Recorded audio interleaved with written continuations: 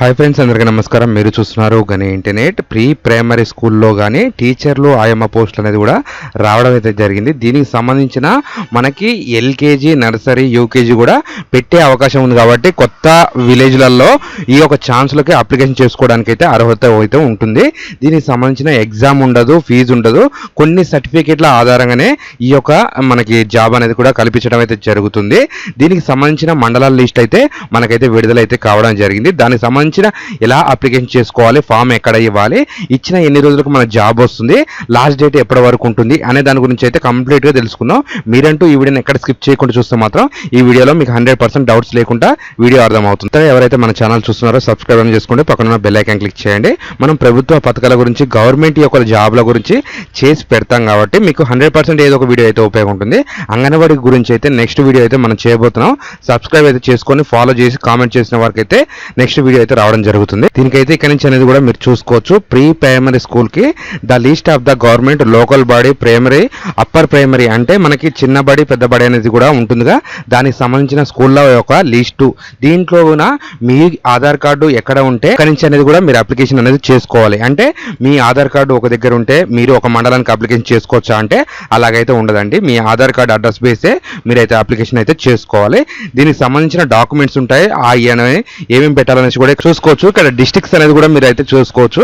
ఇక్కడ ఆదిలాబాద్కి వచ్చేసి 74 అనేది కూడా నాన్ ఏరియాలో అయితే మనకైతే ఉండడం జరుగుతుంది. హన్మకొండ ఉంది, హైదరాబాద్ ఉంది, జగిత్యాల ఉంది, కరీంనగర్, సంగారెడ్డి, మెదకు ఇలా అనేది కూడా మీ యొక్క డిస్ట్రిక్ట్ పేరు అనేది కూడా కామెంట్ చేస్తే ఆ యొక్క మండలంలో అవైలబుల్ ఉందా లేదా అనేది కూడా మీకైతే రిప్లై అయితే రావడం జరుగుతుంది. సబ్స్క్రైబ్ చేసుకున్న వారికి మాత్రమే నాకు అనేది కూడా ఇక్కడ డిస్ప్లే అవుతుంది. దానికి అనేది కూడా నేనైతే రిప్లై ఇవ్వడం జరుగుతుంది. ఇక్కడ సూర్యాపేట చూసుకోవచ్చు, నల్గొండ చూసుకోవచ్చు, నిర్మల్ చూసుకోవచ్చు. ఇక్కడ ఒక్కొక్క డిస్ట్రిక్ట్ అనేది కూడా మొత్తం 2200 పోస్టులు అనేది కూడా మనకి ఇక్కడ ఉండడం అయితే జరిగింది.